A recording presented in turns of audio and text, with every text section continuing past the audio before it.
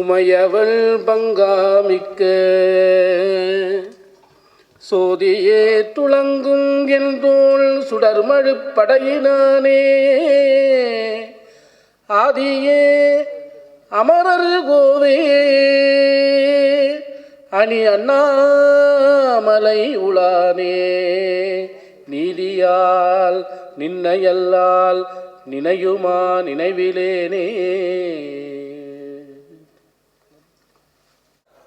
மேடையில் இருக்கும் சினிமா ஜாம்பவான்கள் அவர்களுக்கும் கீழே அமர்ந்திருக்கும் ஊடக மீடியா ஜாம்பவான்களுக்கும் வணக்கம்.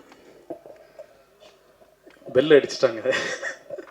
ஸோ எனக்கு இந்த படம் நல்லா வருங்கிற ஒரு நம்பிக்கை எப்படி இருக்குன்னா, காலையில் தற்செயலாக நம்ம ஓதுவார் ஃபோன் அடித்தார். நீங்கள் உடனே இந்த ஃபங்க்ஷனுக்கு வாங்க அப்படின்னு சொல்லி அவர் ஊருக்கு கிளம்பிட்டு இருந்தார். ஓதுவார்னா அவர் வந்து டெய்லி அண்ணாமலையார் முன்னாடி பாடிட்டுருக்கிறவர். அவர் வாழ்க்கையிலே ரொம்ப கொடுத்து வச்ச ஒரு உயிர்.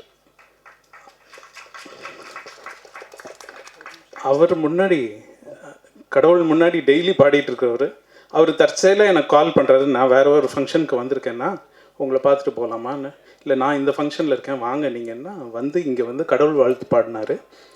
அவர் வந்து இந்த ஃபங்க்ஷனில் வந்து கடவுள் வாழ்த்து பாடினது இந்த படம் நல்லா வருங்கிற எனக்கு நம்பிக்கையை கொடுத்துருக்கு.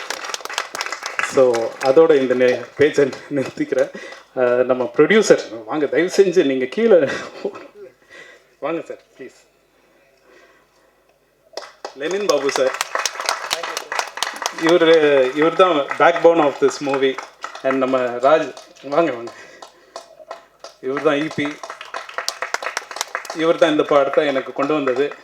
ஸோ இவருக்கு பெரிய தேங்க்ஸ். நம்ம டைரக்டர் மந்த்ரா, ஹீரோயின் இவானா, நம்ம புதுசாக இன்ட்ரடியூஸ் ஆகிற ஒரு ஹீரோயின், அவங்க ஃபேண்டாஸ்டிக்காக பண்ணியிருக்காங்க.